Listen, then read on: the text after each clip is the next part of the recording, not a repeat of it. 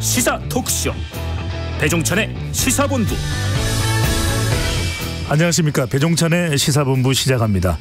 어제 김행, 유인촌 두 장관 후보자에 대한 청문회가 열렸는데요. 청문회 내내 여야의 고성이 오고 갔습니다. 김행 후보자가 자리를 떠나는 초유의 일이 벌어지기도 했는데요. 신원식 국방부 장관 후보자와 오늘 인준안 표결 예정인 이균용 대법원장 후보자 임명 문제도 결과가 주목되는데요. 주간 이슈에서 장윤선 기자와 자세한 내용 살펴보겠습니다. 오는 8일 폐막을 앞두고 있는 항저우 아시안게임, 마지막까지 눈을 뗄 수 없는 경기들이 많이 펼쳐지고 있는데요. 이번 대회 소식 현지에 나가 있는 KBS 이성엽 PD와 스포츠본부에서 정리해보겠습니다. 10월 6일 금요일 배종찬의 시사본부 지금 출발합니다.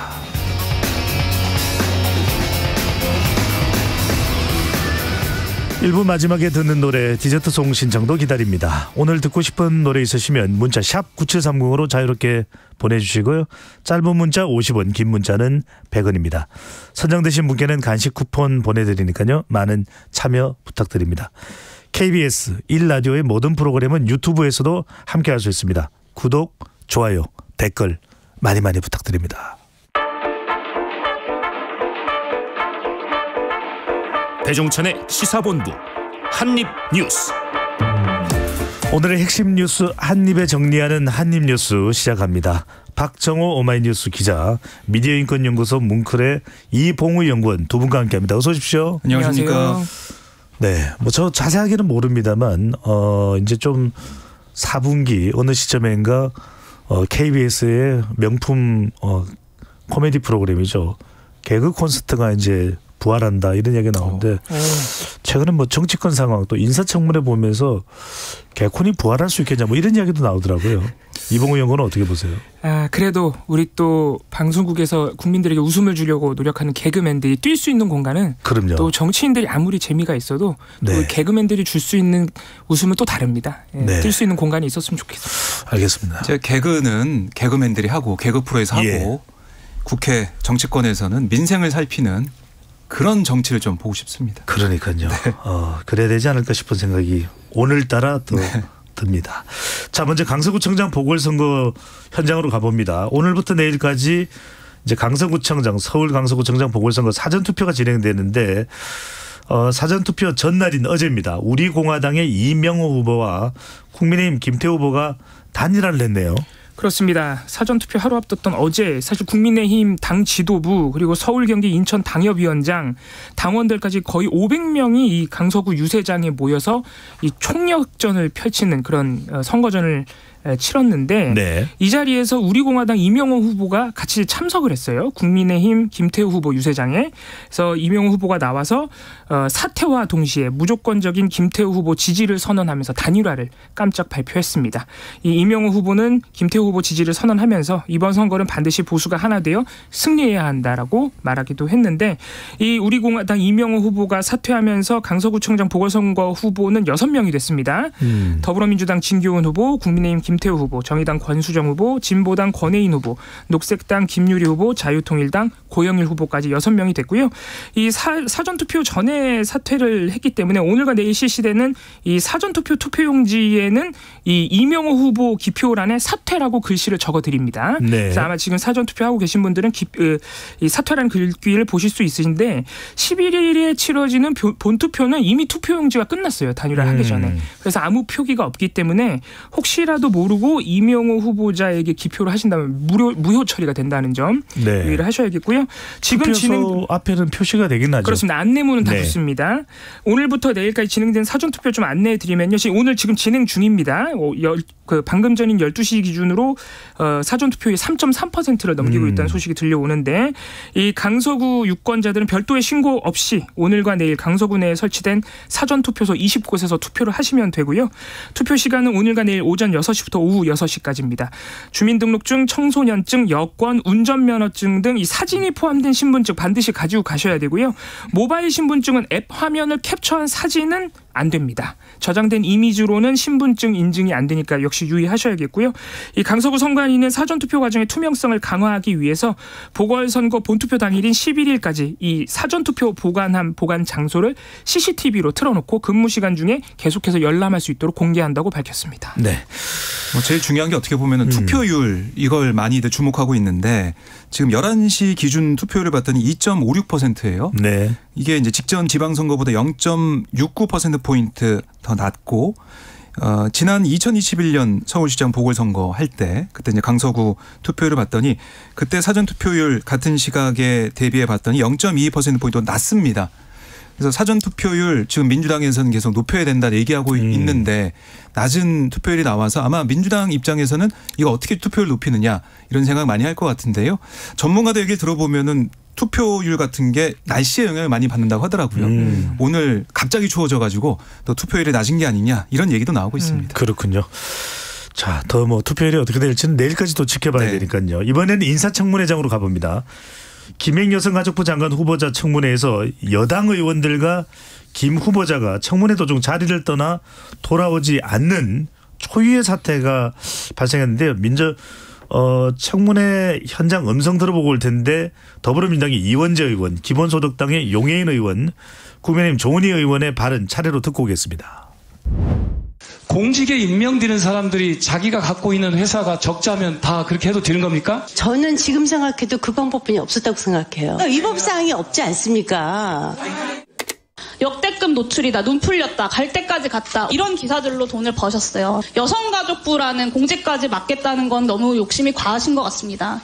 저도 부끄럽고 이게 지금 현재 대한민국 언론의 현실이기도 합니다. 정상명 검찰총장은 노무현 대통령 당시 영부인인 권향숙 여사를 형수님으로 불렀어요. 형수님으로 부른 덕분에 검찰총장이 됐단다. 제가 그 언론과 정당과 정치권에서 거의 40년을 활동을 했는데 제가 어떻게 여사가 저를 픽업을 해서 이 자리에 갖다 놨다고. 갑시다. 후보자 앉으세요. 네, 고성도국하고 김행 후보자의 답변 발언까지 들어봤는데 어떤 상황이었던 겁니까? 네, 어제 이제 있었던 여러 가지 의혹 제기와 거기에 대한 김행 후보자의 답변을 차례로 들으셨고 마지막에는 이 인사청문회가 파행되는 과정까지 들어보셨는데 사실 어제 인사청문회 내내 민주당 의원들은 김 후보자의 자료 제출이 미진하다라고 지적을 했어요. 왜냐하면은 이른바 주식 파킹 의혹, 배임 의혹 이런 등등을 확인하기 위해서는 주식 거래 내역이 어떻게 됐는지 그리고 여러 가지 객관적으로 증명할 수 있는 자료를 민주당 의원들은 요구를 했고 기대를 했는데 그런 자료가 안 왔다는 거예요. 그냥 김행 후보자의 입장을 정리한 엑셀 파일 이런 게 제출이 됐고 또 객관적으로 이걸 증명할 수 있는 그러니까 김행 후보자는 자신은 이런 의혹과 무관하다라고 주장했는데 그걸 객관적으로 증명할 수 있는 자료를 기다렸지만 계속 안 나왔다는 이런 부분들 그리고 딸에 대해서 딸의 주식 매매 관련된 정보나 이런 것들도 있어야 된다라고 얘기를 했는데 독립생계를 유지하고 있고 또 40대 지금 해외에서 거주하고 있기 때문에 이게 딸의 의사가 지금 이 제출하기 어렵다라고 하고 있는데 이거 어떻게 할 수 있겠느냐라는 김행 후보자의 반박도 있었고 이게 계속 반복되다 보니까 어제 밤까지 이런 자료 제출을 둘러싼 공방이 있었고 이걸 보고 있던 권인숙 여가위원장 민주당 소속입니다. 도저히 감당 못하시겠으면 사퇴하시라. 계속 증명 못하시고 자료 제공 못하시겠다고 하시면 그러라는 것이다. 자세를 그렇게 가지시면 안 된다는 얘기다. 이렇게 얘기를 했어요. 네. 그러니까 그걸 듣고 있는 국민의힘 의원들은 아니 위원장이 왜 중립을 지키지 않느냐. 그게 위원장이 할 얘기냐라고 항의하면서 권 위원장의 사과를 요구했고 권 위원장은 거기 사과 요구에 대해서 받아들이지 않았습니다. 그런 공방이 이어지는 가운데 들으신 것처럼 지성호 국민의힘 의원이 김 후보자에게 다가가서 갑시다 나갑시다. 이렇게 얘기를 했고 그 얘기를 들은 김 후보자도 책상에 놓인 자료를 막 정리하더니 같이 여당 후보들과 나가버렸어요. 물론 그 사이에 민주당 의원들이 나가지 마세요. 못 나가요. 어딜 도망가요. 이렇게 따지면서 막아섰지만 여당 의원들과 김 후보자는 퇴장을 한 겁니다. 퇴장한 다음에 이 정회가 됐고 한 10분 정도 정회한 다음에 청문회를 다시 진행하려고 이 권인숙 위원장은 생각을 했는데 여당 의원도 안 들어왔고 김 후보자도 모습을 드러내지 않았어요. 그러니까 이렇게 파행이 된 거죠. 그러다 보니까 야당 의원만 남은 상황에서 정족수가 됩니다. 야당 의원들이. 그러다 보니까 자 그러면 청문회 우리가 오늘까지 어제 5일 오늘 6일이니까 6일까지 이어가자라고 해서 진행하기로 의결해서 진행을 해서 기다렸는데 자정 넘어서도 안 들어와서 1시까지 민주당 의원들이 기다리면서 김행 후보자 또 여당 의원들을 성토하다가 그렇게 이제 마무리가 된 거예요. 그럼 어떻게 되는 겁니까? 그러니까 이렇게 되면 어떻게 되느냐. 사실 저희 기자들도 이런 경우가 없었기 때문에 막 찾아봤어요. 찾아봤는데 역시 이런 경우에 대비한 어떤 처벌 규정이나 아니면 어떻게 된다라는 그런 건 없습니다. 그러니까 그 말은 뭐냐면 이렇게 인사청문회에 참석한 후보자가 이 청문회 끝나지기도 전에 나가버리고 안 들어오는 경우는 상상할 수도 없었고 그동안 선례도 없다는 거예요. 그러니까 이 처벌 규정도 없기 때문에 이렇게 인사청문회는 유야무야 마무리되지 않을까 이런 생각이 드는 상황입니다.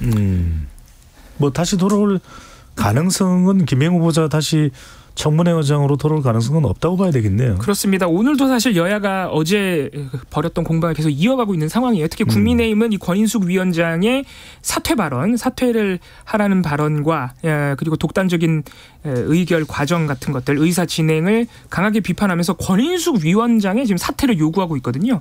사과하라, 그러지 않으면은 청문회 참석하지 않겠다. 사퇴하라, 이런 상황이기 때문에 권인숙 위원장의 태도에 변화가 있지 않은 이상 오늘 김행 후보자 그리고 여당 의원들이 여가위원회 청문회에 복귀할 가능성은 거의 없어 보입니다. 알겠습니다. 자, 이번에는 유인촌 장관 후보자입니다. 상대적으로 김행 후보자에 비해서는 뭐 논란이 적었다곤 해도 블랙리스트 관련된 부분은 여야 간에 계속 충돌이 됐는데요.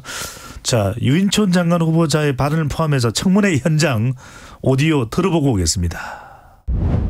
104번 기록됐다는 것도 이번에 처음 알았고요. 그 백서는 사실은 일방적으로 기록된 겁니다.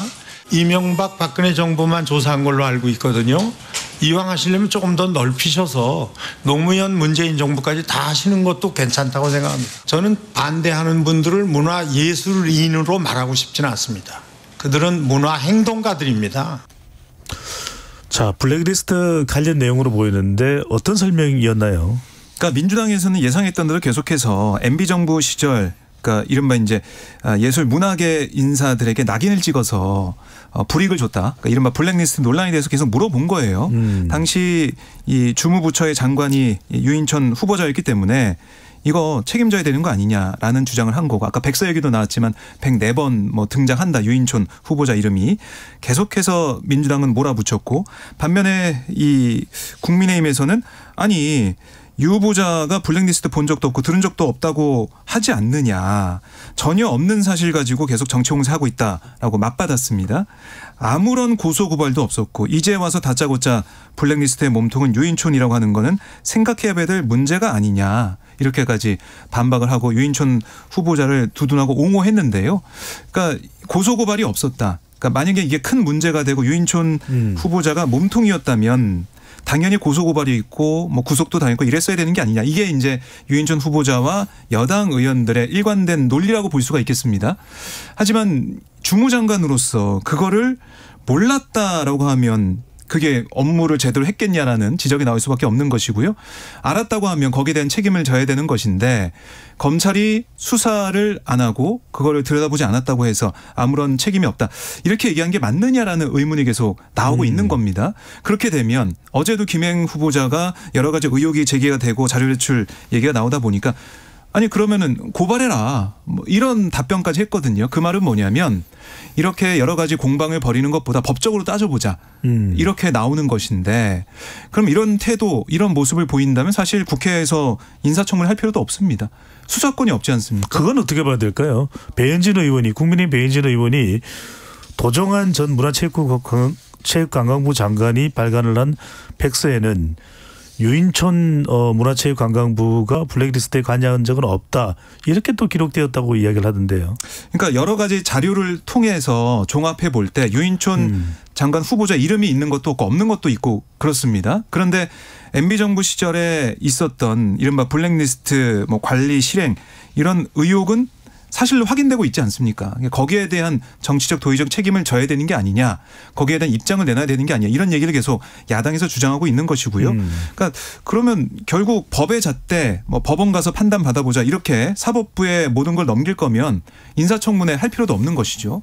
사실 인사청문회 해서 여기서 여야가 경과보고서 채택하지 못한다고 하더라도 이게 대통령이 재송부 요청해서 그 기한까지 또 안 넘어오면 그냥 임명해버리면 되는 거 아닙니까?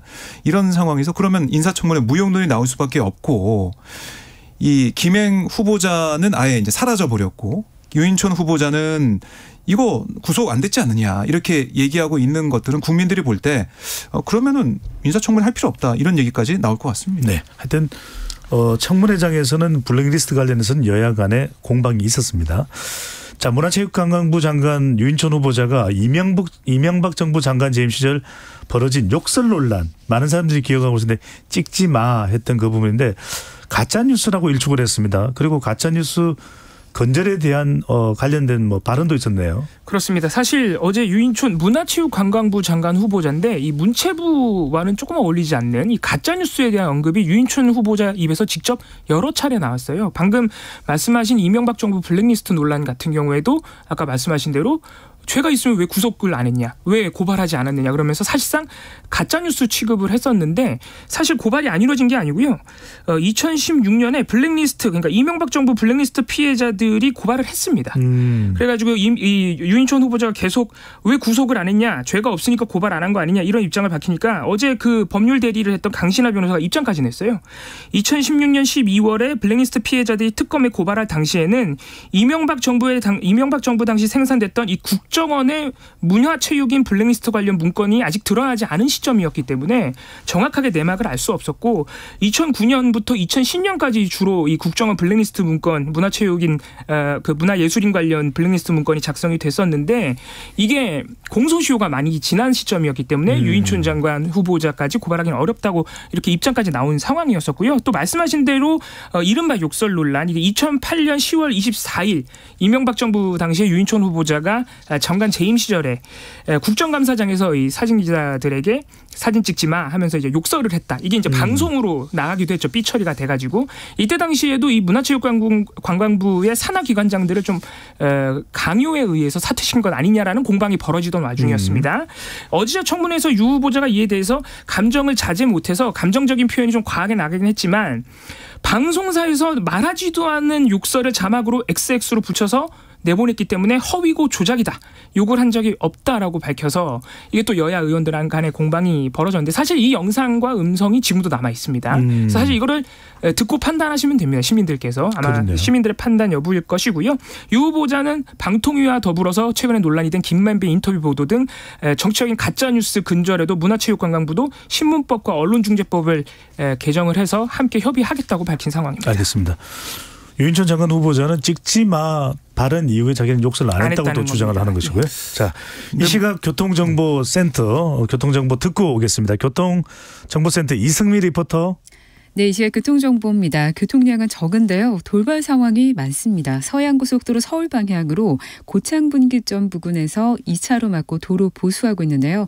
고창분기점 1차로에서 화물차와 승용차가 부딪혔습니다. 작업 차량과 사고 차량 사이로 겨우 지날 수 있는 상황이라 주의하셔야겠고요. 남해고속도로 순천 방향으로는 함안 부근에서 사고 여파로 1km 구간 정체입니다.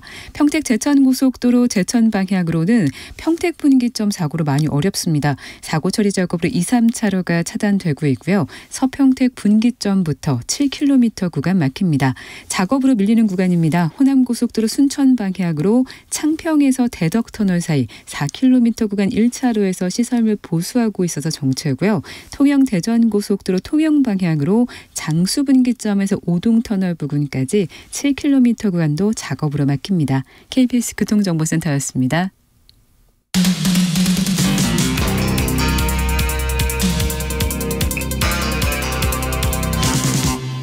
배종찬의 시사본부. 박정호 기자, 이봉우 연구원과 함께 한입뉴스 이어가겠습니다. 자, 이번에는 서울 양평간 고속도로를 가보면 그동안 좀 잠잠했었는데 좀 새로운 내용이 나왔습니다. 국토교통부가 양평고속도로 대안 노선의 경제성이 기존 노선보다 더 우수하다는 분석 결과를 내놨네요. 네, 서울 양평 고속도로를 둘러싼 쟁점, 뭐 어떻게 보면은 이게 정말 경제성이 있어서 대한 노선으로 간 것이냐, 왜 경제성에 대한 자료는 없이 대한 노선을 거의 뭐 확정하시피 하고 있느냐, 뭐 이런 비판이 야권에서 나왔었죠.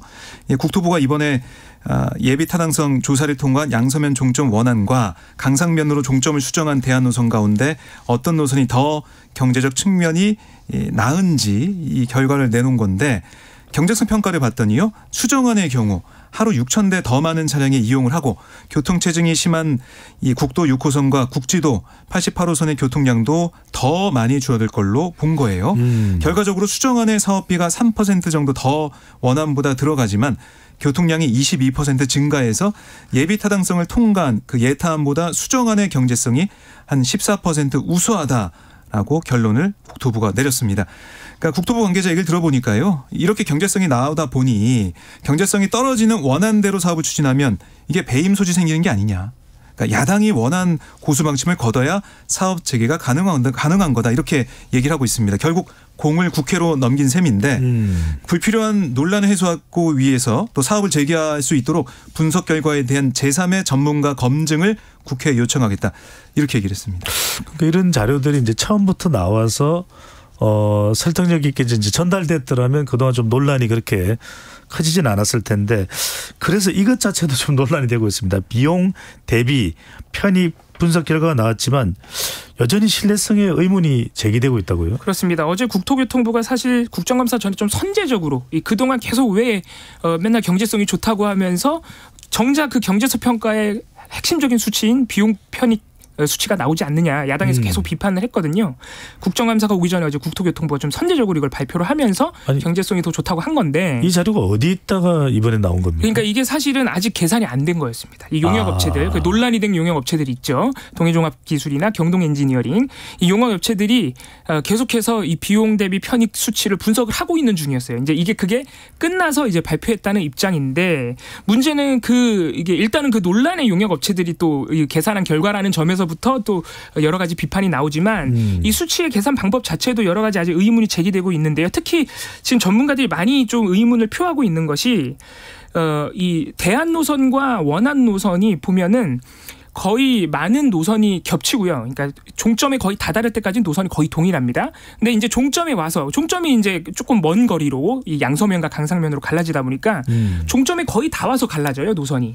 그런데 문제는 교통량의 83%가 두 노선이 똑같이 겹치는 그 노선에서 교통량의 83%가 집중이 됩니다.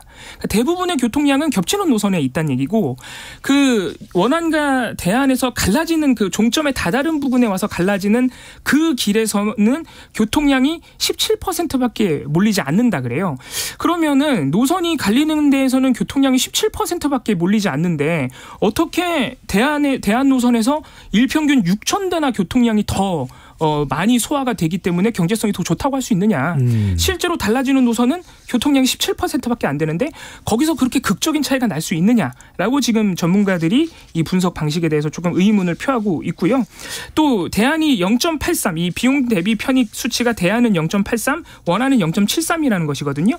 그런데 사실 이 비용 대비 편익 수치는 1 이상이 나와야 경제성이 좋다는 게 그 기준입니다. 그러니까 어쨌든 간에 대안이 더 좋다 그래도 대안이나 원안이나 1 미만이기 때문에 이게 과연 의미 있는 차이인 것은 맞느냐. 이게 갑작스럽게 1년 안에 갑자기 등장해서 원안을 바꿔버릴 정도로 이 극적인 차이는 또 아니라는 지금 지적도 있는 상황이고요. 또 마찬가지로 아까 말씀드렸다시피 갑자기 이 강상면 대안, 논란의 대안을 등장시킨 경동엔지니어링, 이 회사가 지금 이 비용 대비 편익 분석을 내놓은 것인데, 사실 이 비용 대비 편익 분석을 내놓기도 전에 이 용역업체들에게 18억 원의 사업비가 이미 지급이 됐어요.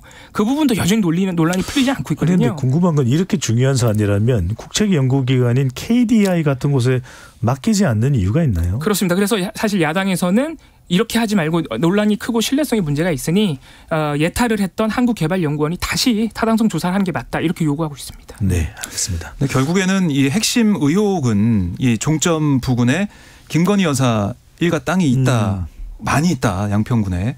거기에 대한 의혹 해소는 안 됐다는 게 야권의 또 주장이거든요.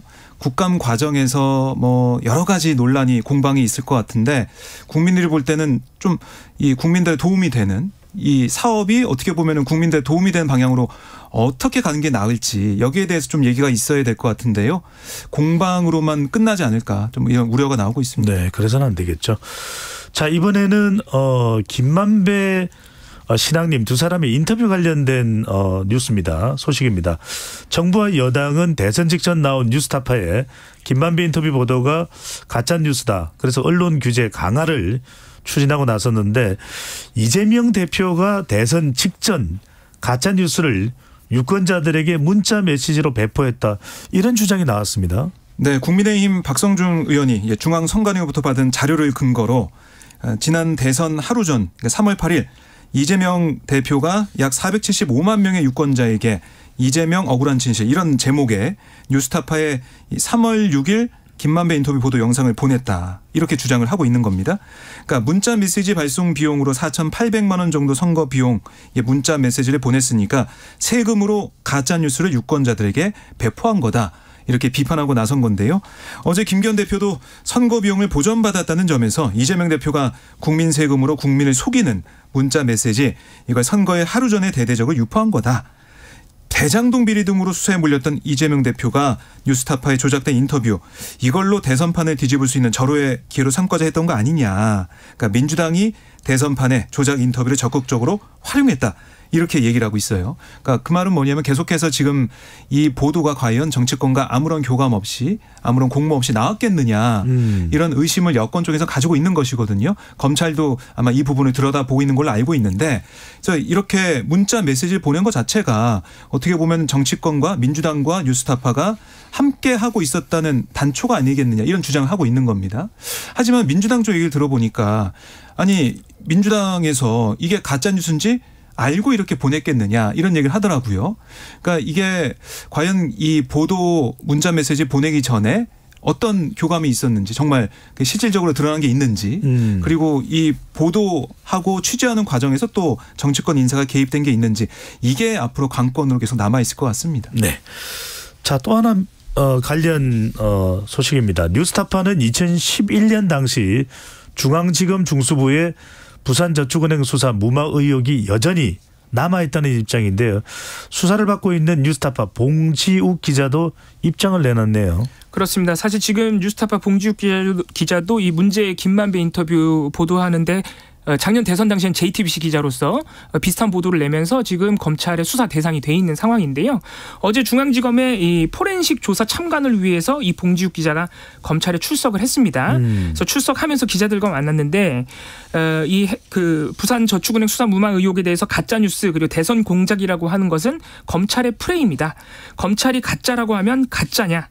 조우영 씨는 부산저축은행의 비자금 조성과 세탁에 관여를 했고 차명회사 4곳을 직접 운영한 사람이기 때문에 사실상 부산저축은행 경영진과 한 몸이었는데 그랬던 조우영 씨를 수사를 안 했다는 것 자체가 여전히 수사 무마 의혹이 남아있는 것이다 라고 강하게 주장을 했습니다.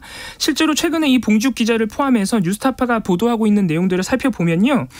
여전히 이 수사 무마 의혹에 대해서 완전히 해소됐다고 좀 보기 어려운 부분들이 있어요. 그러니까 구체적으로 2011년에 조우영 씨가 만난 검사가 윤석열 검사인지 아닌지 또는 커피를 타준 게 박모 검사인지 윤석열 검사인지 이런 세부적인 부분보다는 실제로 그때 당시 검사가 뚜렷한 조우영 씨의 혐의가 있는데도 수사를 안 한 흔적들이 여전히 남아 있다는 것이죠. 예를 들어서 이 조우영 씨가 2011년에 어떤 혐의점들이 확인돼서 나중에 처벌을 받았냐면 당시 부산저축은행의 부회장이었던 김양 부회장이 부산저축은행에 쏠리고 있던 불법 퇴출 수사를 무마하기 위해서 정관계에 다방면으로 로비를 하는데 이 로비에 조우영 씨가 가담했다는 증거가 사실 뚜렷하게 있었습니다. 이 로비 과정에서 본인의 돈을 넣기도 했고요. 이 김양 부회장이 전달하는 돈의 전달책 역할을 맡기도 했고 또 부산저축은행 불법 퇴출을 받았던 차명사업장 4개를 이 조우영 씨가 운영했다는 의혹도 당시 제기되어 있는 상황이었는데 그런 상황에서 조우영 씨를 2011년에 수사를 안 했다가 결국 2015년에 수사를 받아서 처벌을 받은 것은 2011년 당시 수사에 문제가 있었던 것 아니냐 이런 주장을 지금 봉지욱 기자와 뉴스타파는 계속 하고 있습니다. 네. 그러니까 이제 윤석열 당시 검사와 관련이 있느냐 여부 이거는 뭐 그렇습니다. 차치를 하더라도 차치를 하고 있는 부분인 거죠. 그때 중수부 라인 자체에는 수사 무마 의혹이 남아 있다는 것이죠. 알겠습니다. 자, 홍범도 장군 흉상 이전도 상당히 논란을 빚었던 내용인데요. 육군사관학교가 독립전쟁 영웅실도 철거할 방침이라고 알려지고 있네요. 네, 그러니까 육사 충무관에 배치된 독립전쟁 영웅실, 여기 보면은 홍범도 장군, 김자진 장군 등 6명의 독립 영웅 이름을 따서 만들어진 그런 공간이에요. 그런데 육사가 지난 7월 육군본부에 독립전쟁 영웅실 공사비 3억 7천만 원을 요청을 했습니다. 그러니까 2023년 10월 한미동맹 70주년 기념행사 이전에 개선이 필요하다라고 예산 지원을 긴급 건의했고, 육군본부는 육사로부터 보고받은 당일에 관련 예산을 의결했습니다. 그러니까 이렇게 되다 보니까 홍범도 장군 흉상 철거가 좀 맞물려가지고 결국 홍범도 장군을 포함한 독립 영웅 지우기 아니냐, 이런 비판이 좀 나오고 있는데요. 육사에서는 어떻게 해명하고 있냐면, 2018년 설치된 독립전쟁 영웅실에 대한 지속적인 문제 제기가 있었다. 그러니까 특정 인물을 기리는 공간에서 시대별 국난 극복 역사를 학습하는 공간으로 재조성하겠다라고 이렇게 해명을 하더라고요.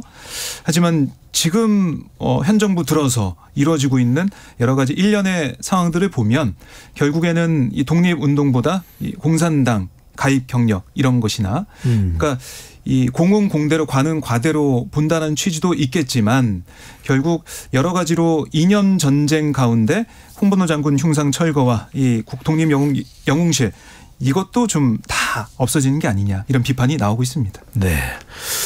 홍범도 장군 논란은 끝날 듯 안 끝나네요.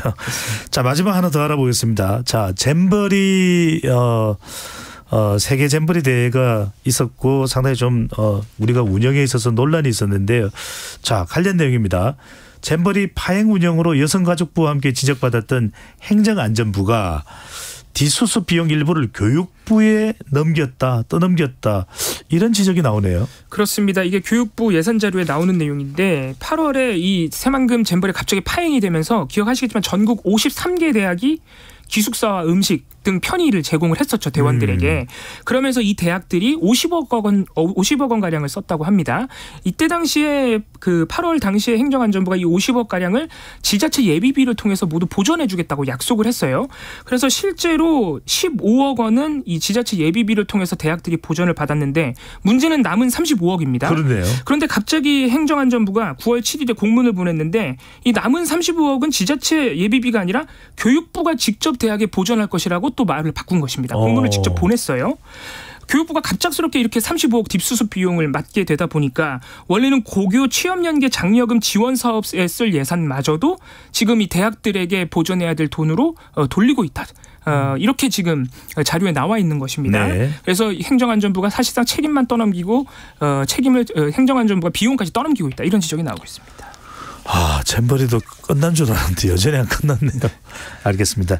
자, 지금까지 박정호 오마이뉴스 기자, 이봉우 미디어 연구소 뭉클 연구원과 한입뉴스 들어봤습니다. 잘 들었습니다. 고맙습니다. 감사합니다.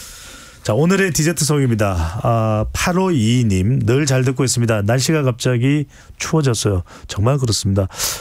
아침 저녁으로 정말 선선하다 못해 좀 춥기까지 하더라고요. 다들 감기 조심하세요. 가을을 참 좋아하는데 겨울이 금방 올 것 같네요. 라는 인사 보내주셨습니다. 신청곡입니다. 서영은의 가을이 오면 듣고 2부로 돌아오겠습니다. 8522님께는 간식 쿠폰 보내드리겠습니다.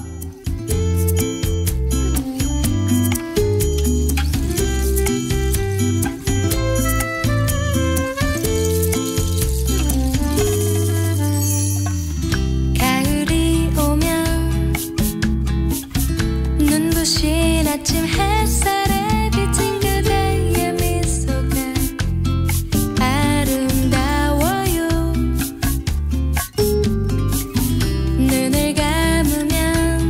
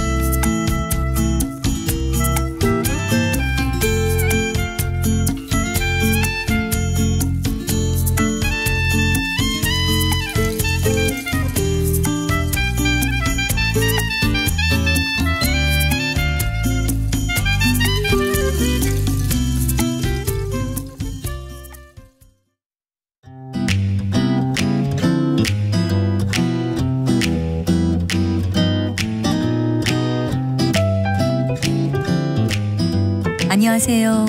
바른말 고운말입니다. KBS 1텔레비전에서 방송되고 있는 우리말 겨루기에서 나왔던 문제를 짚어보겠습니다.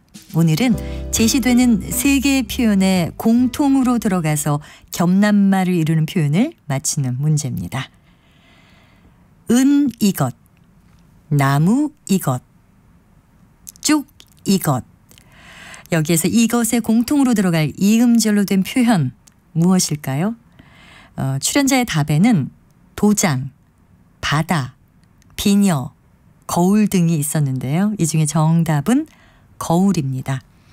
자, 먼저 은거울은 유리에 얇은 은으로 된 막을 입힌 반사경입니다. 은으로 된 막을 마무리 칠이나 구리 도금으로 보호한 것으로 우리가 일반적으로 쓰는 거울을 말하고요. 또 은의 겉면을 갈아서 만든 거울을 뜻하기도 합니다. 나무 거울은 겉모양은 그럴듯하나 실제로는 아무 쓸모도 없는 사람이나 물건을 비유적으로 이르는 말입니다. 나무로 거울의 형태를 만들어 놓았지만 그것으로는 아무것도 비춰볼 수 없기 때문이지요. 그리고 쪽거울은 작은 거울이란 뜻도 있고요. 깨진 거울 조각이란 뜻도 있습니다. 예를 들어 책상 앞에 앉아 쪽거울을 보며 화장을 했다. 또는 벽에서 떨어진 쪽거울에 손을 베이지 않게 조심해라. 이렇게 표현할 수 있습니다. 바른말 고운말 아나운서 변희영이었습니다.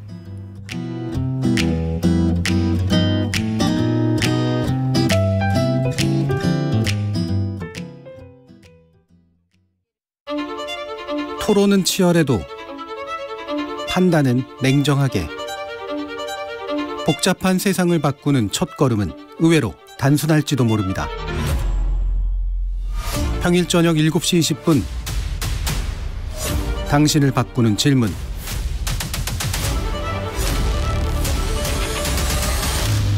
KBS 열린토론.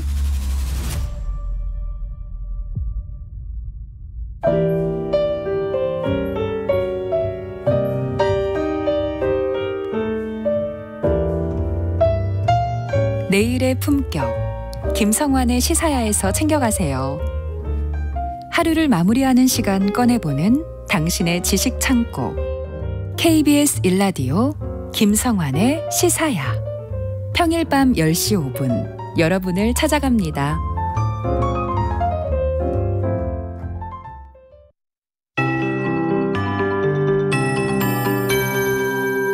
KBS 58분 날씨. 연휴 시작될 때만 해도 서울의 낮 기온이 27.3도였습니다. 그런데 어제 19.2도까지 떨어졌습니다. 일주일 만에 널뛰기 하강폭을 보이면서 가을이란 계절 제자리로 돌아왔는데요. 어제에 이어서 찬 공기가 유입되면서 추웠던 오늘 아침을 지나고 낮이 되면서 가을 햇살이 조금은 힘을 발휘하기 시작했습니다. 오늘 낮 기온 어제보다 2도에서 4도 정도 높겠습니다. 대부분 20도 넘겠고요. 내일도 예년 수준의 기온을 유지하겠습니다. 그래도 이맘때 아침은 좀 쌀쌀하고 일교차가 크기 때문에 옷차림에 신경 쓰셔야겠습니다. 오늘 낮 기온은 서울, 강릉, 대구가 모두 22도를 나타내겠습니다. 대전, 전주 21도 등 전국적으로 20도에서 24도 분포를 예상하고 있습니다. 오늘은 전국적으로 구름이 많이 끼겠습니다. 남부와 제주는 점차 흐려지겠고요. 내일도 날씨가 비슷하겠습니다. 내일 늦은 오후 영동과 남해안, 제주에 소량의 비가 뿌려질 걸로 보이고 모레도 전국적으로 흐린 가운데 일부 영동이라든가 남해안, 제주 등에 비가 오는 지역이 많겠습니다. 당분간 동해안과 남해안, 제주해안 너울성 파도 높아서 이 점 주의하셔야겠고요. 대부분 먼바다 위주로 오늘까지는 물결이 최대 4m로 높게 일겠습니다.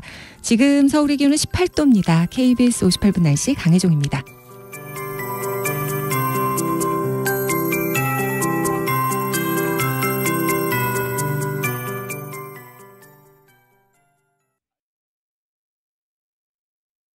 정성을 다하는 국민의 방송 KBS가 한시를 알려드립니다. AM 711kHz, FM 97.3MHz, KBS 1라디오입니다. HLKA.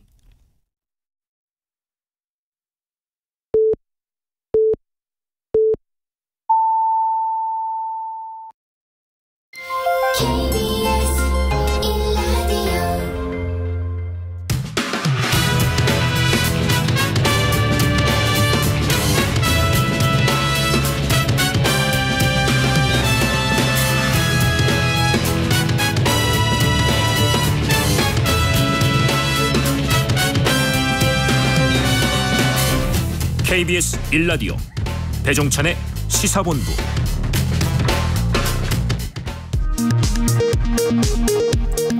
이 시각 라디오 정보센터 뉴스입니다. 이균용 대법원장 후보자에 대한 임명동의안 국회 표결이 잠시 뒤 오늘 오후 진행됩니다. 여당은 사법부 공백이 우려된다며 가결을 촉구했지만 야당은 부적격 인사를 안칠 수 없다며 사실상 부결시키겠다는 입장입니다. 김행 여성가족부 장관 후보자가 어젯밤 인사청문회 도중 여당 의원들과 함께 퇴장하면서 청문회가 파행됐습니다. 야당 주도로 오늘 오전 다시 열린 청문회에서도 여당 의원들과 김행 후보자는 참석하지 않았고 여야는 서로 책임 공방을 벌이며 대치를 이어가고 있습니다. 더불어민주당 이재명 대표가 대장동 개발 특혜 의혹 사건 첫 재판에 출석했습니다.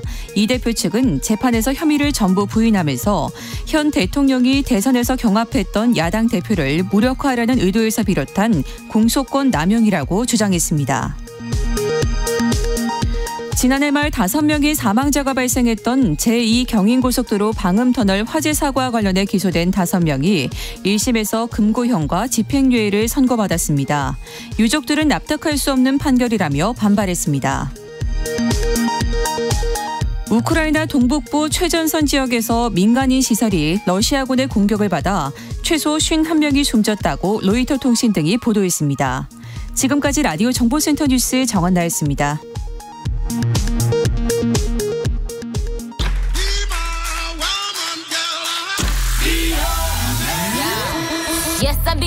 인터넷에서 화제가 된 뉴스를 다뤄보는 스트릿 뉴스파이터 시간입니다.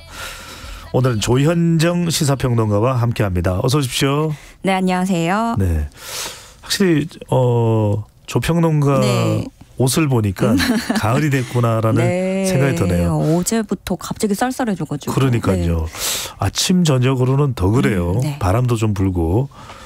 자, 이제 완전한 가을인데 가을에 왠지 뭐 책 한 권 읽고 싶다 이렇게 생각하시는 분들 많을 것 같은데 조은정 평론가는 뭐 문화 관련된 뭐 정보들도 많이 또 접하시니까 네. 어떤 책 보면 좋을까요? 이럴 때 가을에. 와, 어려운 질문이네요. 근데 갑자기 저도 이제 가을이 체감이 돼서 그런지 좀 네. 오늘 딱 떠오르는 게 시 좋을 것 같아요. 네. 네. 낙엽 떨어지는 소리를 네. 아느냐. 시멍. 네. 들어가시죠. 자제하겠습니다. 네. 자, 오늘 관련된 소식들이 조금 심각한 내용도 있습니다. 자, 첫 번째 주제입니다. 요즘 학교 현장에서는 학생들에게 스마트 기기가 지급이 되고 있는데요.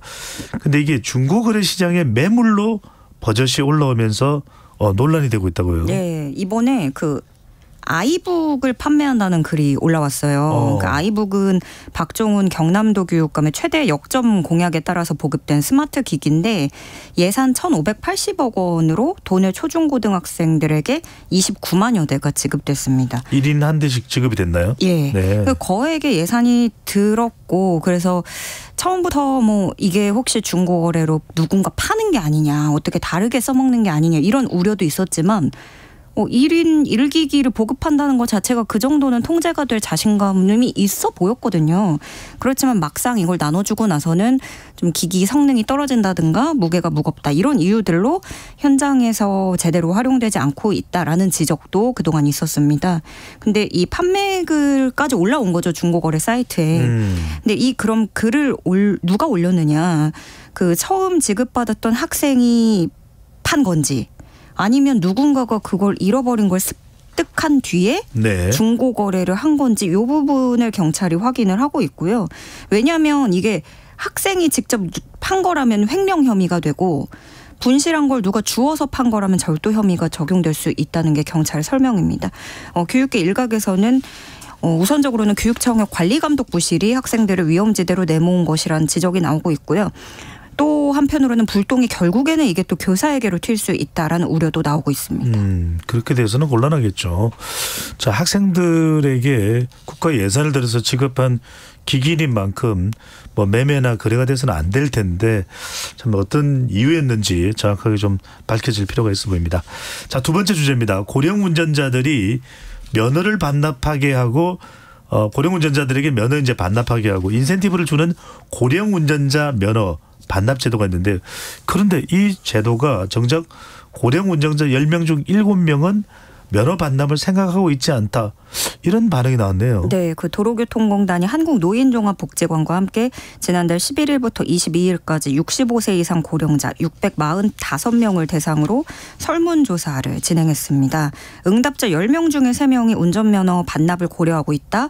7명은 고려하지 않는다라고 대답을 했는데 이 반납하지 않으려는 이유를 보니까 이동 편의성 때문에 이게 46%로 가장 많았고요.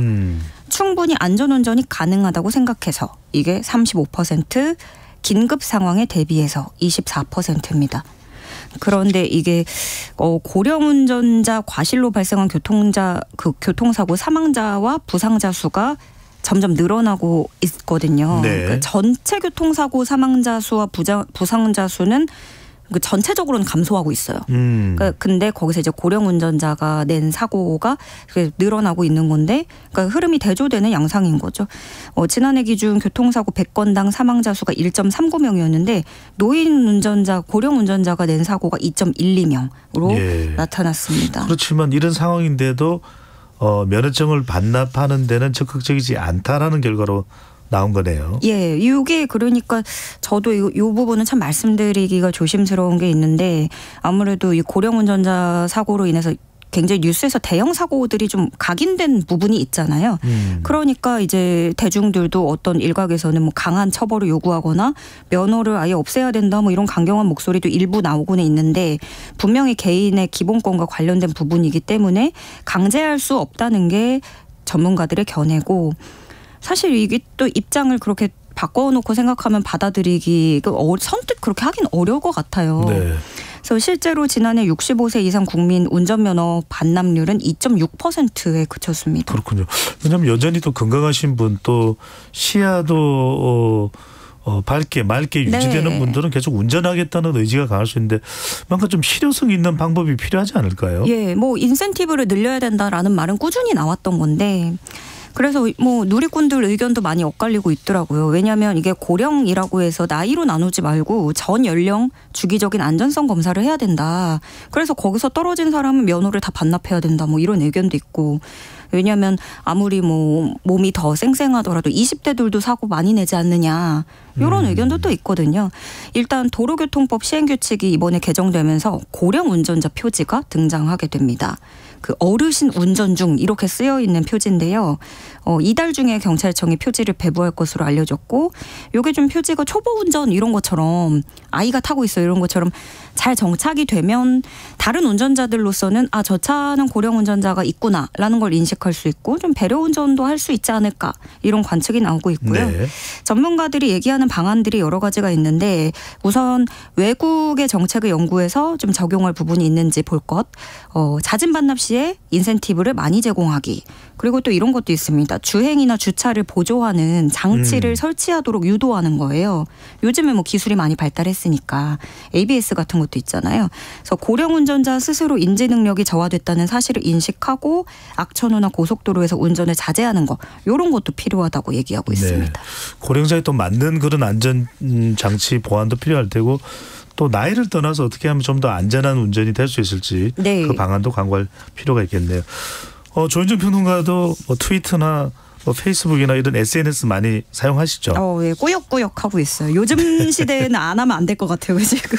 자, 그런데 이제 뭐 이름이 바뀌어서 메타, 네. 또 트위터는 이름이 바뀌어서 X, 일론 머스크가 그렇게 또 네. X를 좋아한다고 하니까 뭐 틱톡도 있고 그런데 이런 소셜 미디어를 이제 사용하려면 돈을 내야 된다는 이야기가 나오네요. 네. 돈 내고 저라면 이거 사용할까 싶긴 해요. 그 마크 저커버그의 메타 있죠. 이 메타가 유럽연합에서 페이스북과 인스타그램 사용자들을 대상으로 한 달에 13유로, 18,000원에 달하는 구독료를 부과하는 방안을 검토하고 있습니다. 이거를 요즘엔 스마트폰으로도 많이 하고 또 PC로도 할 수 있으니까 양쪽에서 페이스북, 인스타그램을 모두 광고 없이 이용하려면 27,000원 정도 한 달에 내야 되는 계산이 나와요. 네. 근데 왜 이렇게 됐냐? 요 사건은 그 유럽사법재판소의 판결이 굉장히 영향을 미쳤습니다. 이때 이 유럽사법재판소가 메타에게 이용자들 사전 동의를 받지 않으면 맞춤형 광고를 못 내보낸다. 이렇게 판결을 냈어요. 근데 소셜미디어들이 다 뭐 어디서 돈이 나서 하는 건 아니고 수익을 위한 건데 무료로 이렇게 서비스를 푼다는 건 본인들은 그동안 그 맞춤형 광고로 돈을 벌어왔기 때문이죠. 근데 그거를 못한다 하면 소셜미디어 회사에는 돈줄이 막힐 수 있다. 광고를 못한다면 어떻게든 이제 유료화할 수밖에 없는 상황이 되는 거네요. 네. 그래서 소셜미디어 기업들 사이에서 서비스 유료화 물결이 일고 있고 이미 시작한 곳들도 있어요. 틱톡이 광고 없이 콘텐츠 볼 수 있는 서비스를 월 4.99달러에 판매를 하기 시작했고 그 원래 트위터죠. X도 지난해부터 블루 이런 뭐 연간 구독 요금제를 실시하고 있는데 어느 순간 트위터 그 X에서 메시지 보내는 그 DM 기능을 쓰는데 개수 제한이 있더라고요. 그래서 한동안 말을 못했던 적이 있었고 사실 몇 년 전에도 이미 그 광고는 가난한 자들의 몫이 될 거란 예고가 있었거든요. 점차 좀 그렇게 흘러가는 양상인 것 같고 테크 업계에서는 그래서 규제 역설인 동시에 소셜미디어를 중심으로 한 인터넷 시장의 새로운 장이 펼쳐지는 시점이다. 이런 평가도 나오고 있습니다. 네, 알겠습니다. 자, 내일부터 한글날까지 3일간 축제가 열리는 곳이 많다고 하는데 특히 이제 여의도가 북적북적할 것 같아요. 내일입니다. 여의도에서는 세계 불꽃 축제가 열린다고 하는데 뭐 간단하게 좀 정리를 해 주시죠. 네, 서울시는 105만 명이 여의도 일대를 방문할 것으로 예상하고 있습니다. 불꽃 축제 자체는 본 공연은 오후 7시부터 90분간 열리고요. 중국, 폴란드까지 해서 우리나라 해서 3개국이 참가를 하고 불꽃 축제 끝나고 나면 DJ 공연이 열린다고 합니다. 이태원 참사 1년 만이에요. 서울에서 이렇게 처음으로 100만 규모 인파가 몰리는 대형 축제가 열리면서 긴장감도 높아질 수밖에 없는데요. 네. 서울시 행정안전부 경찰 소방이 협력해서 총력전에 나섰고요. 그런가 하면은 이 하나그룹이 임직원에게 무료로 배포한 관람권이 중고거래로 수십만 원에 거래되고 있어서 논란이 되기도 하고 있고 이런 분도 있어요. 명당 자리 내가 직접 가서 대신 맡아주겠다. 돗자리 한 개당 14만 원 달라. 14만 원이요? 예. 그래서 이걸 두고도 이제 원하면 값을 지불하는데 무슨 문제냐 이런 분도 있고 국민이 즐길 무료 축제를 돈으로 파는 건 안 된다 이런 의견도 있어요. 무엇보다 이제 내일은 여의도 근방에 오실 분들 또 다른 지역에서도 서울에 볼 일이 있어서 오시는 분들 교통 참고 많이 하셔야 될 것 같은데요. 일단 한강 노들섬이 오늘 밤 10시부터 내일 오후 11시까지 하단부 출입이 폐쇄됩니다. 또 내일 오후 2시부터 밤 11시까지는 마포대교 남단부터 63빌딩 앞인 여의동로가 차량 통행이 전면 통제되는데 이 구간을 지나는 버스도 20개 노선이 모두 우회할 예정이라는 것도 기억해 주시고요. 네. 지하철도 서울 지하철 5호선 여의나루역은 그 혼잡도를 보긴 보겠지만 거의 이제 무정차 통과라고 보시면 되겠고요. 이게 중요하네요. 네. 그리고 오후 8시부터 11시에는 여의나루역 출입구 네 곳을 모두 폐쇄해서 주변 다른 역으로 가셔야 돼요. 여의도역이나 마포역, 색강역을 이용하시는 게 좋겠습니다. 네, 내일 여의도 불꽃 축제 상당히 아름답고 또 웅장하고 장엄할 텐데 여튼 교통편 또 안전에 더 각별히 유의를 하셔야 될 것 같습니다. 아까 고령 운전면허 반납 관련해서 청취자분께서 문자를 보내주셨습니다. 3549님, 제가 사는 시골은 노인분들이 대부분인데 버스가 하루에 2번뿐입니다. 노령이라고 면허를 반납하면 농사도 못 지어요. 다 사정이 또 다를 수 있네요. 네. 알겠습니다. 자, 지금까지 조현정 평론가와 함께했습니다. 잘 들었습니다. 네, 고맙습니다.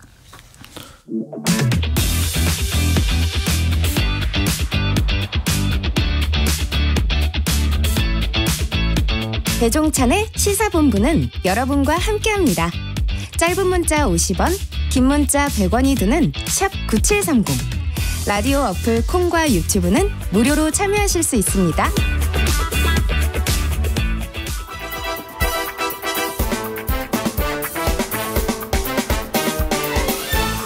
이번 한 주 어떤 소식이 가장 뜨거운 뉴스인지 한 주간의 뉴스들을 종합 정리하고 미처 못다한 이야기까지 챙겨드립니다.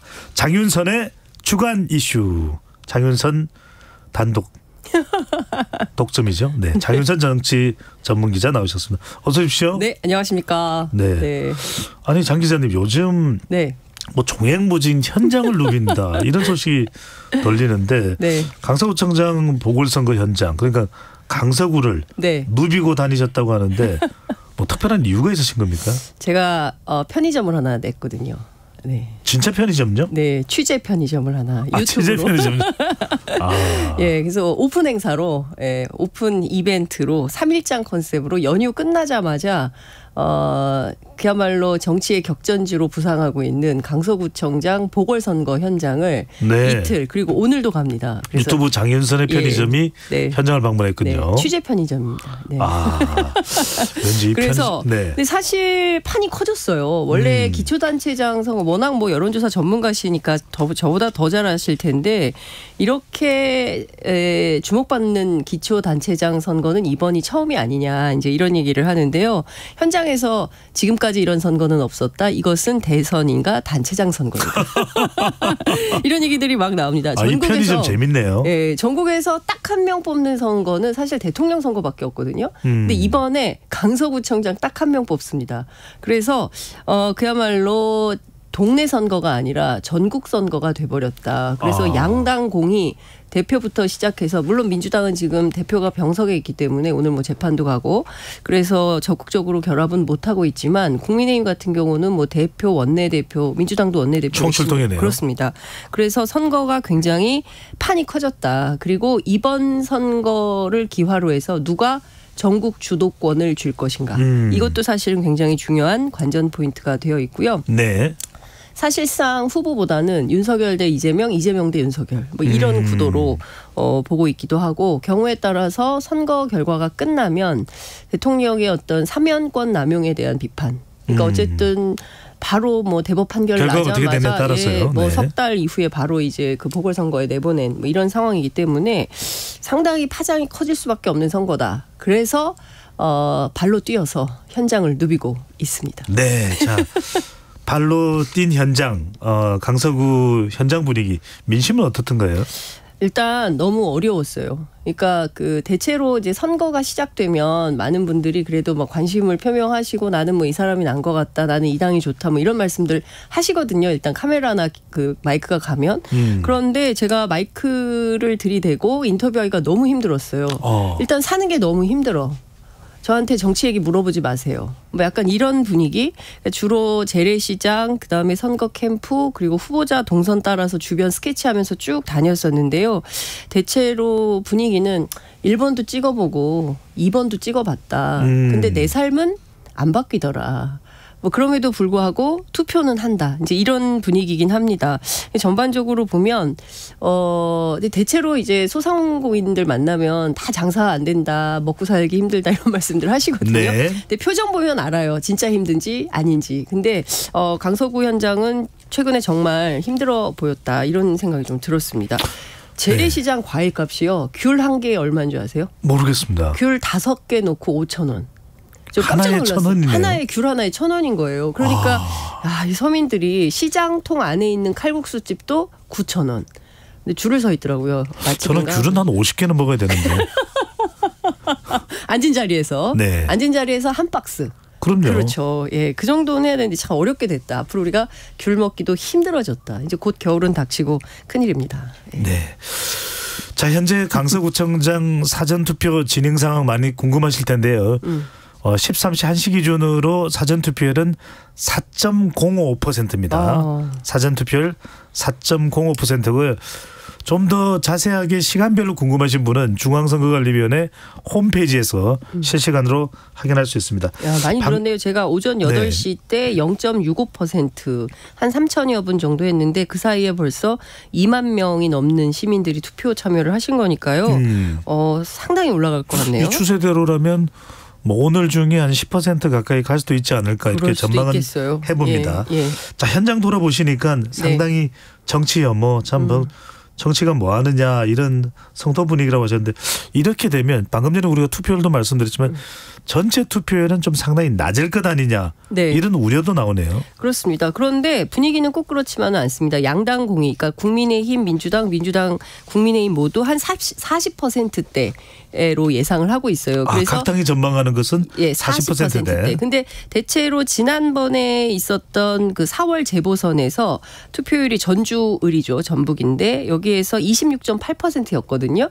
그러니까 30% 미만인 선거가 굉장히 많아요. 재보선의 경우에. 그런데 이번에 상당히 투표율이 올라가고 국민적 관심이 쏠린다고 한다면 40%를 너끈히 넘길 수도 있겠다. 그리고 투표율이 너무 40% 이상이면 야당에게 유리하고 40% 이하면 여당에게 유리하지 않겠냐라는 전문가들의 분석은 있는데, 근데 요새는 투표율이 딱히 야당에게만 유리하다 이렇게 보기도 어렵습니다. 왜냐하면 여당 지지자들도 적극적으로 투표 참여를 하고 있기 때문에 사전 투표도 다 그렇습니다. 정치 성향과 상관없이 맞습니다. 많이 하는 것 같아요. 그러니까 그것은 오래된 문법이다 이렇게 말씀드릴 수 있을 것 같고요. 강서구청장 보궐선거 그 선거인 수가 50만 603명입니다. 연령대별로 살펴보면요. 10대가 1.74, 20대가 15.94, 30대가 제일 많습니다. 19.42, 40대가 17.40, 50대가 16.60, 60대가 16.16, 70대 이상이 12.74. 그러니까 어떻게 보자면 30대, 40대, 50대 60대 가장 그 활발한 사회적 활동을 하는 왕성한 활동을 젊은 하는 세대가 상당히 많은 편이네요. 예, 젊은 세대가 상당히 많다 이렇게 볼 수가 있을 것 같고요.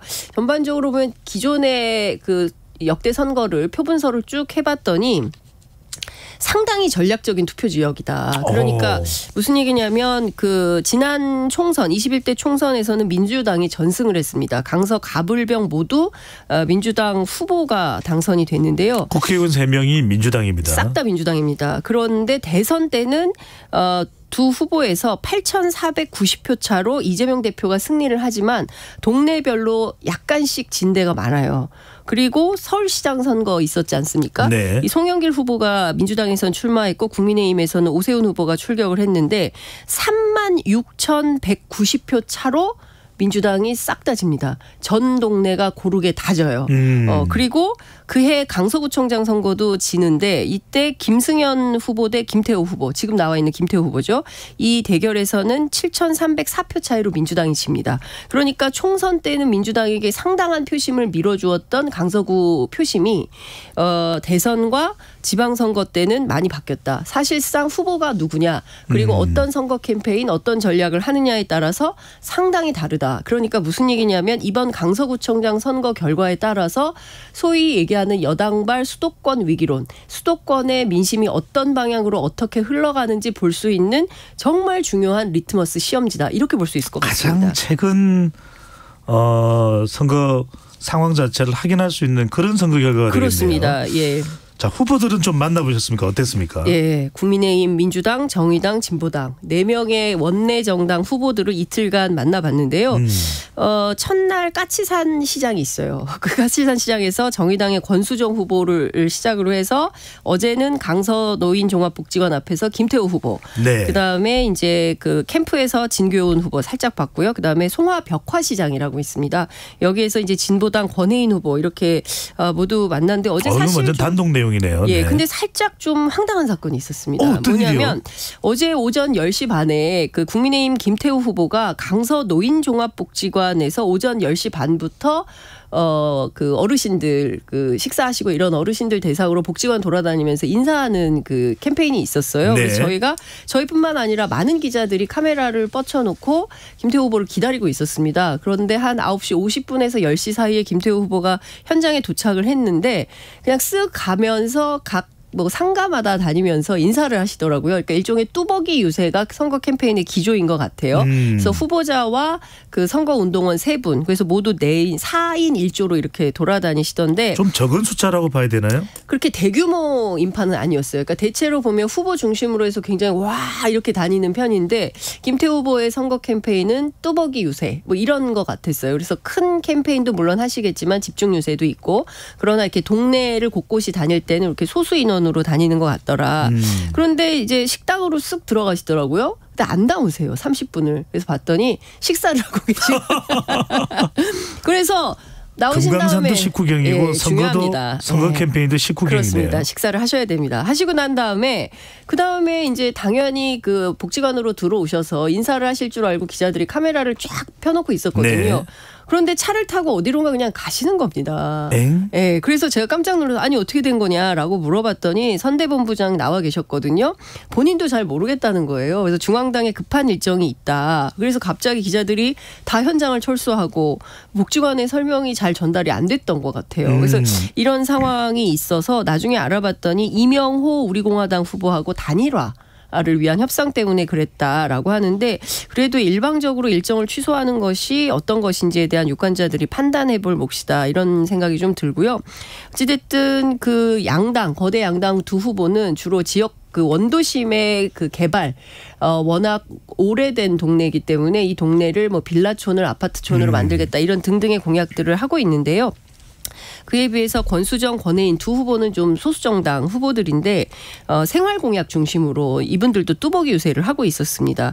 특히 그 화곡동의 전세 사기 피해자분들이 상당히 많다고 합니다. 그래서 이 전세 사기 피해자 구제를 위한 공약들을 상당히 이제 많이 내놓고 있고 네. 그리고 기후 위기와 관련해서 10,000원의 그린 교통 수단 이거는 이제 권수정 후보의 공약인데요. 뭐 이런 등등의 공약들을 내놓고 선거 캠페인을 하고 있었습니다. 후보들은 굉장히 밝았습니다. 진교훈 후보도 만나보신 거잖아요. 예, 진교훈 후보도 이제 잠깐 만났는데 오늘 또 만날 예정인데요. 그 진교훈 후보 같은 경우에는 저도 제 일정을 다 확인할 수 없습니다라고 할 정도로 상당히 일정이 많이 빡빡하게 진행이 좀 되고 있었고요. 어제 그 민주당 교육 관련된 그 간담회가 있었는데 그 현장에 이해찬 전 현 상임고문께서 오셨어요. 네. 그래서 새벽에 출발하셨대요. 세종시에서. 그래서 이제 진교훈 후보 붙잡고 어쨌든 일주일 앞으로 다가온 선거가 가장 중요하다. 뭐 이런 메시지도 듣고 하여튼 오늘 저희가 수산시장에 가서 또 진교훈 후보 밀착 마크를 좀 해볼 예정인데요. 장 기자님 궁금한 거는 네. 이재명 대표가 오늘 재판에도 출석했는데 네. 강서구 현장에 언제 갈까요? 물어봤습니다. 제가 오늘 캠페인하는 그 주체들한테 물어봤는데 오늘 이재명 대표는 오지 않는다. 라는 답변을 들었습니다. 당초 국민의힘 쪽에서는 목금 양일간 사전 투표하는 오늘 오지 않겠냐 이렇게 전망을 했었는데요. 민주당에서는 일단 건강 회복이 굉장히 중요하기 때문에 아마 재판 끝나고 바로 병원으로 가지 않겠냐 이런 전망을 했습니다. 오늘은 아니다. 오늘은 오지 않는다. 네. 내일은 오실지 알 수는 내일 없습니다. 사전 투표가 했으니까 그것 좀 확인해 봐야 될 것 같고. 네. 자, 현장까지 다 보셨으니까 후보들까지 만났고요. 네. 판세는 어떻게 예측하십니까? 판세는 여론조사 전문가인 우리 배종찬 소장께서 저보다 더 잘 판세를 주시지 저는 않을까. KBS에서 공정을 유지하고 있기 때문에. 네, 예, 마찬가지입니다. 예, 공정을 생명으로 알고 있는 기자이기 때문에 그럼에도 불구하고 국민의힘, 민주당 양당 공히 민주당이 좀 승리하지 않겠냐라고 전망을 하고 있습니다. 국민의힘에서는 한 자리냐 두 자릿수냐 뭐 어떤 차이 정도로 지느냐. 왜냐하면 사실 민주당 텃밭이기도 하고 호남 충청 인구들이 많이 있기도 하고 해서 민주당에게 좀 유리한 텃밭이다. 이제 이렇게 국민의힘은 분석을 하고 있는데요. 지도부 안에서도 한 15%포인트 차로 질 것 같다라는 전망을 내놓고 있습니다. 그만큼 국민의힘에게 많이 어려운 선거다. 이런 이제 주장을 하고 있고요.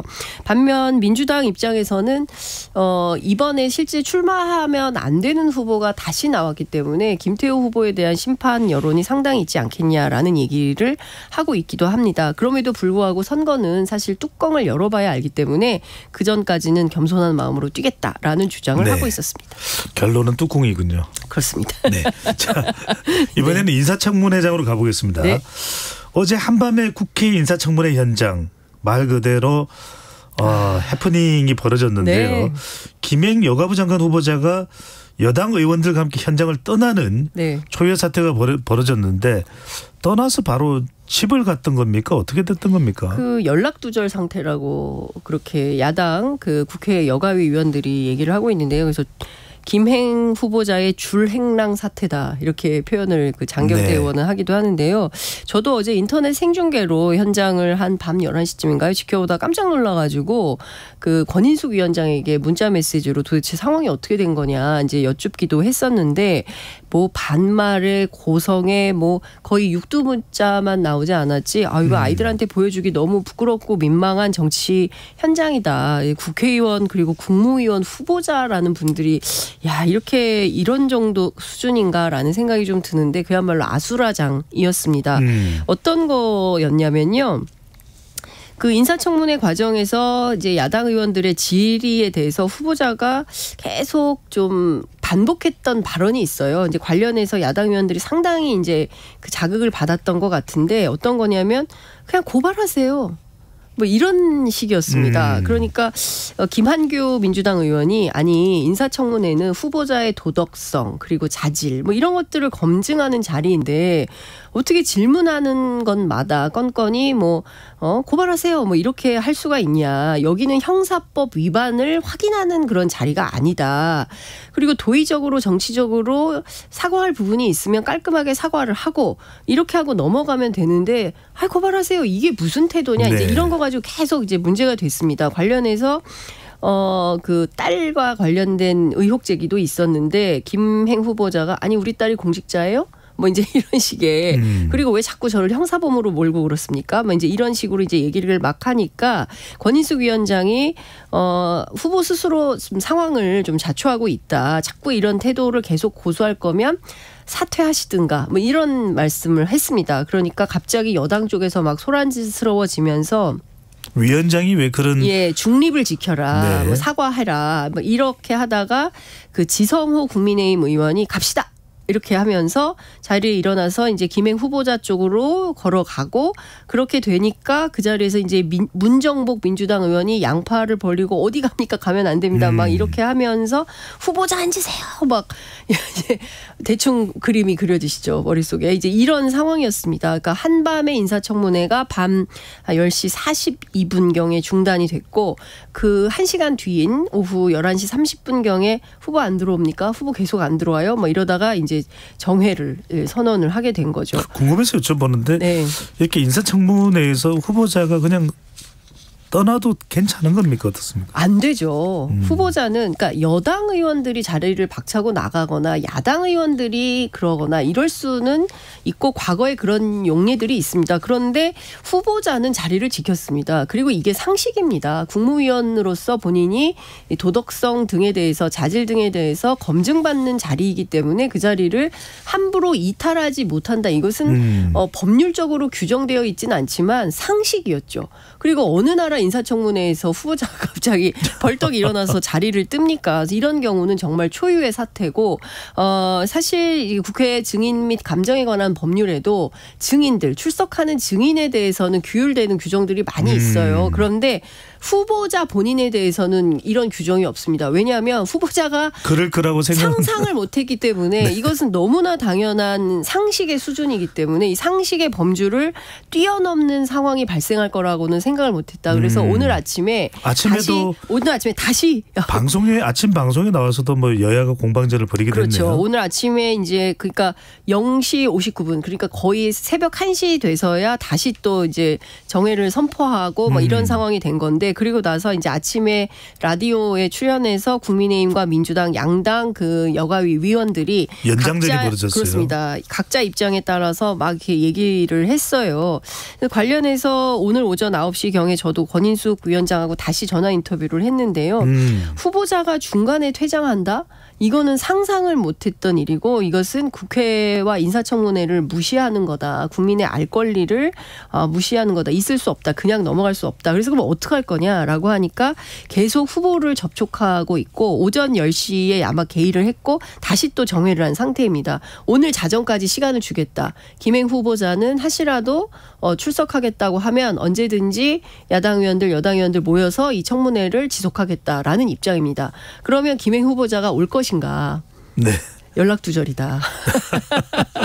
참 이게 상당히 어려운 뭐 이런 상황이라고 볼 수 있을 것 같고요. 국회 안에서는 제가 여러 의원들 통화를 해봤더니 너무 무기력하다라는 겁니다. 그래서 이원택 의원 같은 분은 차제에 아예 국회 그 인사청문법을 바꿔서 후보자가 이렇게 현장을 이탈할 것에 대비한 어떤 법조문을 추가해서 법을 개정해야 된다. 그동안 우리는 당연히 상식적으로 이것은 벌어질 수 없는 일이라고 판단했는데 그런 일이 윤석열 정부에서 벌어지고 있기 때문에 규정을 해야 된다. 근데 또 어떤 분들은 법이 만능이냐. 상식적으로 당연히 해야 되는 어떤 애티튜드, 태도, 갖춰야 될 기본선 이런 것들이 무너지고 이것은 사실 민주주의 체제의 어떤 근간을 흔드는 건데 이거 그냥 넘어가기 굉장히 어렵다. 그리고 김행 후보자가 자꾸 고발을 하라고 했기 때문에 민주당은 고발을 하겠다. 네, 이런 입장입니다. 고발까지 또 하는 상황이네요. 이 청문회가 진행되는 중에 또 김행 후보자가 뭐 고발하세요, 뭐 그런 또 발언도 있다고 이야기하셨었는데 실제로도 그런 상황이 돼버리겠네요. 자, 유인촌 후보자 관련입니다. 블랙리스트는 없었고 욕설 영상은 가짜 뉴스다 이런 또 주장을 했었는데 이 영상이 정확하게 어떻게 되는 겁니까? 영상을 보도한 YTN의 자막이 문제였다. 정말 그 욕설을 했는지 안 했는지 여부가 또 논란이 되고 있네요. 참 기가 막힌 상황입니다. 그러니까 욕설 영상은 가짜 뉴스고 문학의 블랙리스트도 전혀 없었다. 이런 상황인데요. 어제 이제 인사청문 과정에서 배현진 국민의힘 의원이 나섰습니다. 욕설 논란 관련된 질의를 한 건데요. 당시에 보도된 내용, 그러니까 찍지 마. 그러니까 사진 기자들을 향해서 한 발언인데 2018년 10월 24일 문화체육관광위원회 국정감사 현장이었습니다. 이 자리에서 이제 사진 촬영을 하는 기자들을 상대로 찍지 마. 땡땡 이렇게 XX 표시를 자막으로 했는데 당시에 했던 발언은 찍지 마 X 찍지 마 X 성질 뻗쳐서 정말 X 찍지 마 이렇게 땡땡이 아니라 그 X다. 그러니까 하나만 발언을 앞쪽만 얘기할지 뒤쪽은 발언하지 않았으므로 이것은 욕이 아니다. 이제 이런 주장을 하는 겁니다. 실제로 어떻습니까?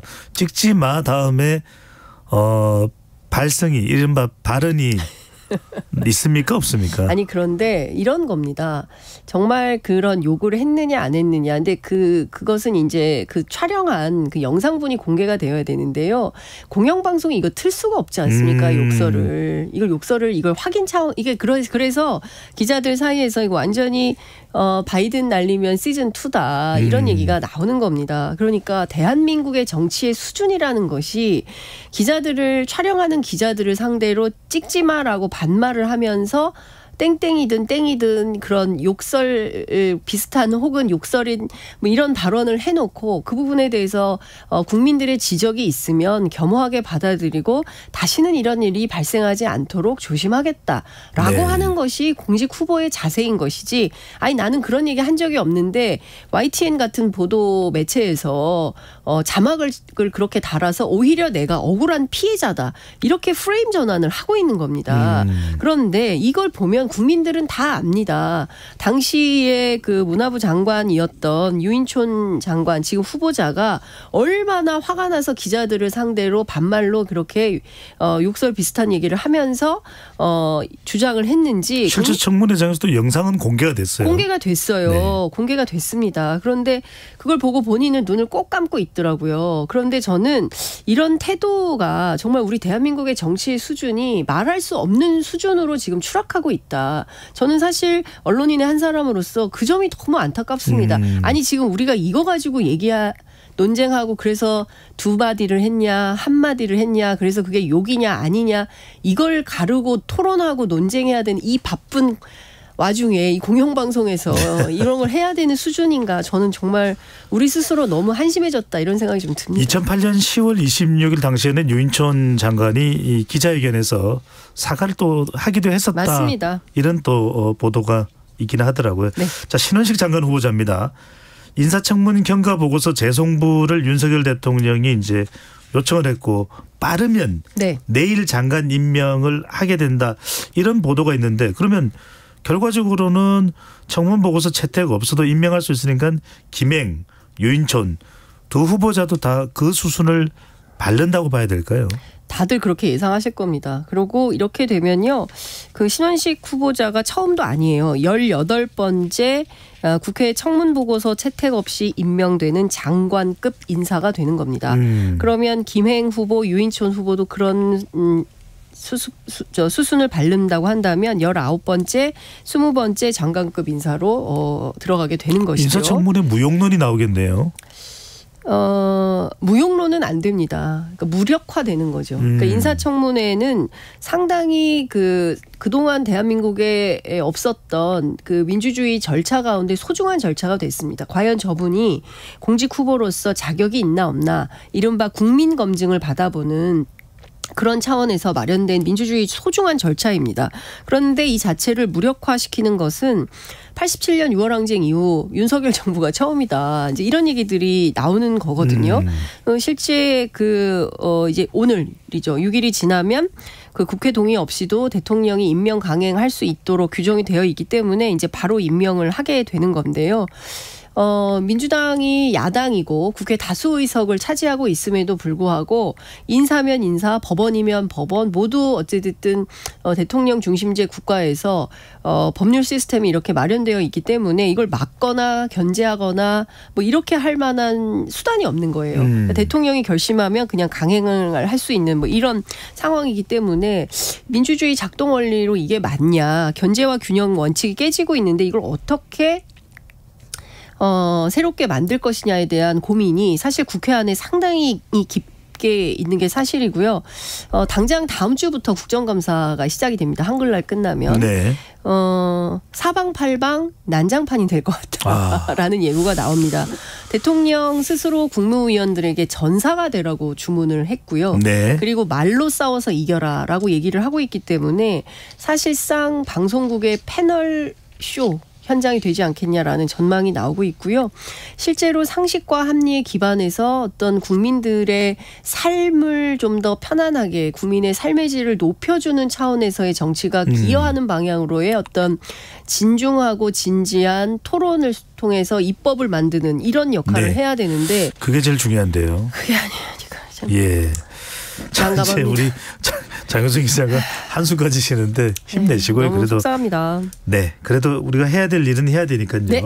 자, 마지막 질문 제일 지금 초미의 관심사가 잠시 뒤에 있을 이균용 대법원장 후보자 표결입니다. 네. 대법원장 후보자가 대법원장이 될까요? 어떻게 될까요? 부결 가능성이 매우 높아 보입니다. 이제 한 20분, 18분 정도 남았습니다. 오후 2시에 이제 국회 본회의가 열리게 되는데요. 오늘 본회의 상당히 길어질 거다라는 예상이 나옵니다. 당초 한 3시 정도에 끝나지 않을까 했는데 두 가지 이슈가 있는데요. 이균용 그 후보자에 대한 표결도 있지만 또 하나 중요한 쟁점 중에 하나가 바로 고 최수근 상병 사망 사건과 관련된 순직 사건과 관련된 그 수사 외압 논란 있지 않습니까? 네. 관련해서 특검법 처리를 하기로 했습니다. 오늘입니까? 네, 오늘 한다고 했기 때문에 관련해서 의사진행 발언도 상당히 많이 나올 것이고 그렇게 된다면 5시 이전에 끝나기는 어려울 거다. 이런 얘기가 나옵니다. 그러니까 최소한 3시간 정도 진행되지 않겠냐라고 이제 국회에서 소식을 전해주고 있는데요. 민주당은 이걸 당론으로 정할 것. 아마 지금 1시 반부터 의총이 시작됐으니까 지금 의총을 하고 있을 텐데 굳이 당론으로 정하지 않더라도 심리적 부결이다. 이제 이런 얘기를 하고 있고요. 몇몇 의원들은 아예 100% 부결 뭐 이런 주장도 하고 있습니다. 민주당 그 대법원장 인사청문회에 참여했던 의원들이 기자회견을 열었는데요. 압도적이고 단호한 인준 부결을 요청드린다. 이런 당부를 하기도 했습니다. 도덕성 자질면에서 모두 부적격하다라고 이제 얘기를 하고 있는데요. 뭐 구체적으로 다 설명드리지 않더라도 재산 형성 과정 그다음에 뭐 10억 원대나 되는 그 재산을 신고하지 않고 누락했던 뭐 등등 그리고 성범죄 관련된 너무나 가해자에게 유리한 판결을 했던 사례들 등등에 대해서 이분은 좀 곤란하다라는 판단을 민주당은 하고 있는 것 같습니다. 재밌는 것은요. 여당인 국민의힘이 포인트입니다. 정성호 의원이 오늘 아침에 민주당 의원인데요. 라디오에 출연해서 이런 얘기를 했습니다. 여당이 이상할이 많지 이균용 그 대법원장 후보자 방어에 소극적이다. 시중에 나돌고 있는 희생양이라는 말이 맞는 거 아니냐라는 또 다른 생각이 든다. 누군가를 그렇습니다. 추천할 사람이 있을 것이다. 그렇습니다. 근데 사선까지 하면서 여러 청문위원을 해봤지만 이렇게 여당이 소극적인 것은 처음이다. 국민의힘이 이균용 후보자를 방어할 생각이 없는 것 같다. 이제 이런 지적을 하기도 했는데요. 네. 그럼에도 불구하고 새로운 후보가 또 왔을 때 예컨대 자격 미달이다 이렇게 판단이 된다면 민주당은 건건이 계속 부결시키겠다 이런 입장입니다. 그렇기 때문에 대법원장 인준을 둘러싼 여야 힘겨루기는 당분간 계속될 전망이다. 네, 이렇게 봐야 될 것 같습니다. 결과에 따라서 사법부 공백이 일어날 수도 있을 건데 정치권은 계속 대치 국면입니다. 장윤선 기자 오늘 말씀은 여기까지 듣겠습니다. 잘 들었습니다. 네, 고맙습니다.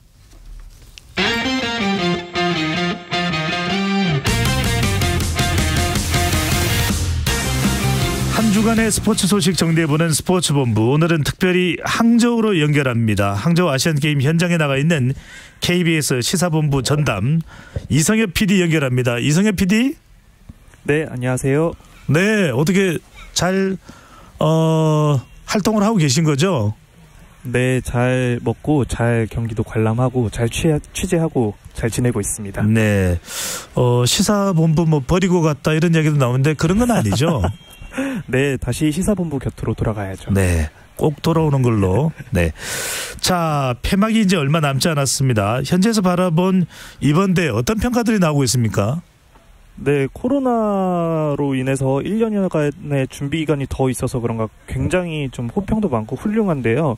먼저 식사 부분에 있어서는 저희가 이제 주로 점심 식사를 미디어 센터 내 식사에서 하는데 한국 돈 3,700원 정도만 내면은 수십 가지 음식 뷔페를 마음껏 먹을 수 있고 패스트푸드도 무제한 제공돼서 이곳에 있는 뭐 선수뿐만 아니라 미디어 관계자들도 굉장히 이 식사 부분에서 호평하고 있고요. 네. 그리고 이번 대회는 제로 탄소 친환경을 표방해서 거의 모든 부분에 디지털을 신경을 쓰고 있습니다. 특히 개막식이 인상적이었는데 이 스마트폰 QR을 인식하면은 이 현장에서는 불꽃놀이를 쏘지 않았지만 직접 불꽃놀이를 QR로 스마트폰으로 관람할 수 있는 이런 특별한 디지털 기능도 좀 많이 선보였습니다. 네, 그 새로운 것도 많이 시도되고 이성엽 PD가 식당에서만 시간을 많이 보내지는 말았어야 될 것 같은데 자, 여하튼 경기로 바로 들어가 봅니다.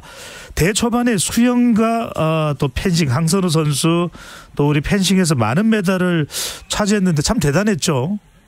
네, 맞습니다. 대회 초반에 이제 수영과 펜싱에서 많은 메달을 획득했는데 수영은 단일 아시안게임 최다 금메달 기록을 넘겼습니다.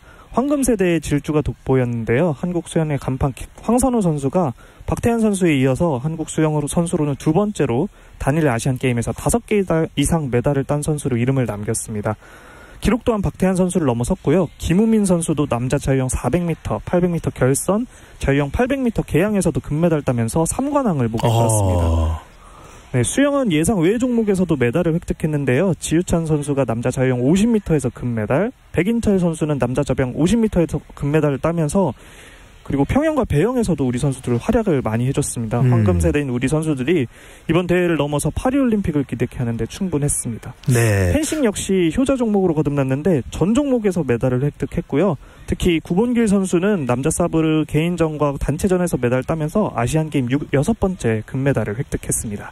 그냥 구본길 선수는 펜싱은 거의 독식하는 거 아닌가 이런 생각이 잘 될 정도로 정말 놀라운 활약을 보여주고 있는데 자, 우상혁 선수입니다. 자, 우리 KBS 채널을 통해서도 방송이 나갔는데 상당히 또 안타까워하시는 분들이 많아요. 바심의 벽이 너무 높았던 걸까요? 네, 이틀 전이었죠. 4일에 우상혁 선수가 그 높이뛰기에서 2m 33 1차 신기 성공하면서 은메달을 획득했는데요. 아쉽게 2m 35는 넘지 못했고 라이벌 바르심 선수가 이 2m 35에 성공하면서 금메달에 목을 걸었습니다. 사실 우상혁 선수와 바르심 선수가 굉장히 친한 사이예요. 네. 예선전에서 저희가 우상혁 선수를 인터뷰할 수 있었는데 바르심 선수와 굉장히 친하다고도 말했고 그 인터뷰하던 와중에 바르심 선수가 지나가면서 굉장히 장난스럽게 같이 사진도 찍었고 저희 취재진에게도 한국말로 안녕하세요 감사합니다라고 한국말로 말을 하기도 했습니다. 네. 사실 금메달이 목표긴 했지만 우리 우상혁 선수가 뛰는 것 자체만으로도 너무 재밌고 즐거워서 이 바르심 선수와 같이 나오는 것만으로도 경쟁하고 성장하는 느낌이라고 말을 해서 사실 이 마음가짐이나 도전 자세마저 이미 월드 클래스이기 때문에 내년 파리에서도 좋은 성적 보일 수 있을 것 같습니다. 네, 지금 항저우 현장이기 때문에 현장 소리가 좀 더 들어오는데 청취자분들께서 또 시청자분들께서 양해를 해주시면 좋을 거고, 바르심 선수가 뭐 아무리 친해도 우상혁 선수한테 뭐 금메달을 양보하지는 않네요. 네, 그 부분은 조금 네, 친구라면 또 금메달도 한번 양보해 줄 것 같기도 한데, 자, 탁구입니다. 탁구가 정말 신유빈 선수, 비아기 신유빈 선수 비롯해서 정말 대활약을 보였고, 시상식에서도 혼합복식 시상식인데 우리 선수들의 모습이 SNS에 화제가 되기도 했네요. 네, 맞습니다. 탁구 대표팀이 귀여운 모습으로 지금 SNS에서 인기를 받고 있는데요. 우리나라 SNS와 인터넷뿐만 아니라 중국 현지에서도 굉장히 인기를 많이 모으고 있습니다. 이 혼합복식 시상식에서 장우진 선수가 전지희 선수 옷깃을 챙겨주자 중국 관중들이 환호하는 모습이 카메라에 잡혔고요. 이어서 시상대에 올라온 임종훈, 신유빈 선수의 볼 하트 포즈와 그리고 임종훈 선수가 장우진 선수의 그 옷깃을 챙겨주는 장면을 신유빈 선수에게 흉내를 내면서 이 장면이 중국 SNS에서 조회수가 폭발적으로 증가했습니다. 네. 한국 선수들의 로맨틱한 장면이 너무 훈훈하다, 어디서도 볼 수 없는 장면이다 이러면서 이게 인기를 모으게 됐고, 사실 실력뿐만 아니라 이런 귀여운 센스도 겸비해서 탁구 선수들 역시도 남은 세계대회가 기대되는 부분입니다. 예. 우리 선수들 뭐 스포츠뿐만 아니라 정말 드라마 같은 K 콘텐츠도 쏟아내지 않았나 이런 생각 드는데, 자, 근데 좀 아쉬운 장면도 있었습니다. 롤러스케이트 남자 스피드 결선인데요.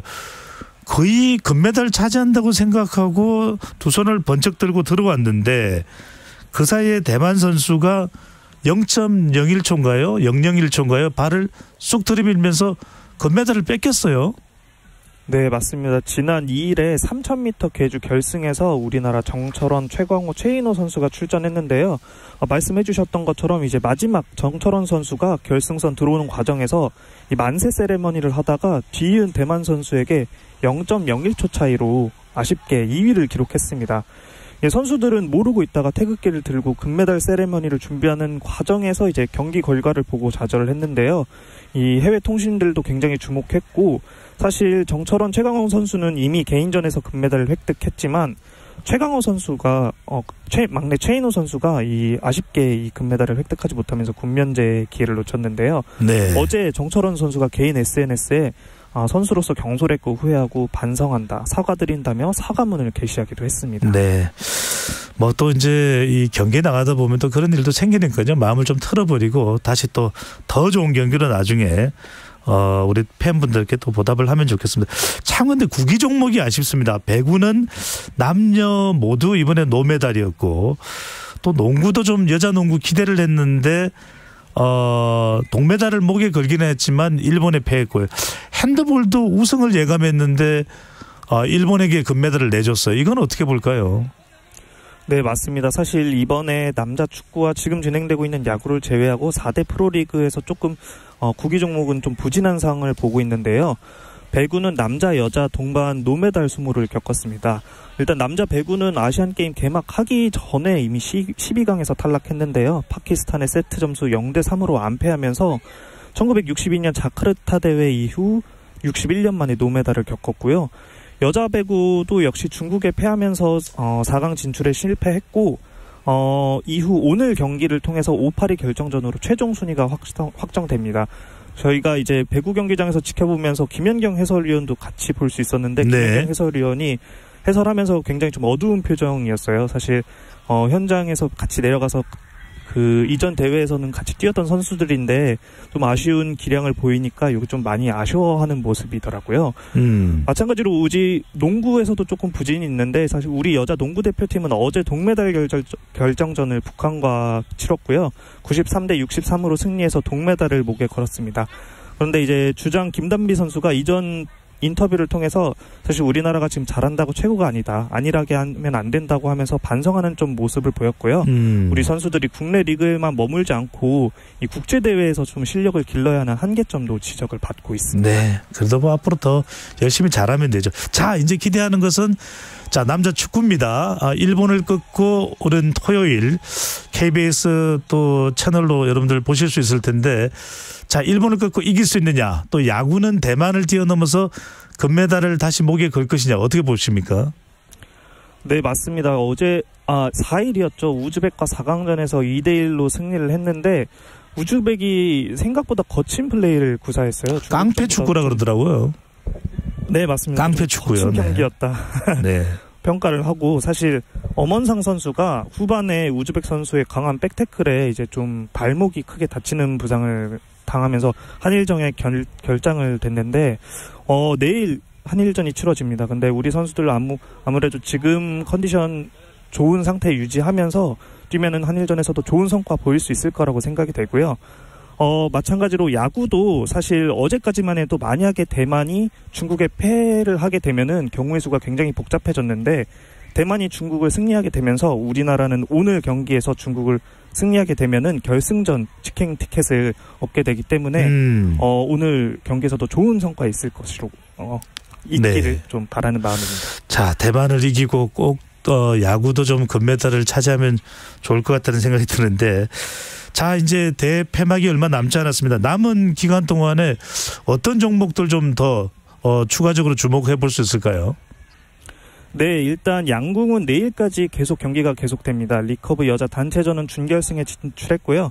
리커브 여자 개인전은 우리 선수들, 우리 집안 싸움이 계속되고 있습니다. 여기서 금메달 획득 모습 계속 봐주시면 좋을 것 같고, 배드민턴은 혼합 복식에서 동메달을 오전에 획득했습니다. 이어서 여자 단식의 안세영 선수가 랭킹 5위의 허빙자오, 중국의 허빙자오 선수와 대결을 하고요. 여자 복식과 남자 복식도 모두 4강 진출한 상태여서 좋은 경기 모습 보여줄 수 있을 것 같습니다. 마지막으로 브레이킹이 이번 대회 첫 종목으로 출전됐는데, 네. 비보이와 비걸 예선이 오늘부터 진행됩니다. 오, 재밌겠네요. 진행되고요. 네. 우리나라 선수들이 초대 챔피언을 이 브레이킹에서 노리고 있고요. 우승자와 준우승자는 파리올림픽 본선과 예선 직행 티켓도 걸려있는 만큼 많은 관심 보여주시면 좋을 것 같습니다. 네. 자, 브레이킹, 비보이 댄스도 기대가 됩니다. 꼭 금메달을 목에 걸었으면 하는 마음 간절합니다. 자, 이성의 PD 끝까지 잘 활동해 주시고, 돌아와서는 주진우 라이브로 가면 안 됩니다. 시사본부로 꼭 돌아오시길 바라겠습니다. 자, 오늘 말씀 잘 들었습니다. 감사합니다. 자, 배종찬의 시사본부 오늘 준비한 소식은 여기까지입니다. 항저우 아시안게임 현장까지 연결해서 자세한 소식 들어봤고요. 저는 다음 주 내일 모레는 아쉽지만 청취자분들도 주말 잘 보내시고요. 다음 주 월요일 12시 20분에 다시 찾아뵙겠습니다. 행복하고 더 행복한 주말 되십시오.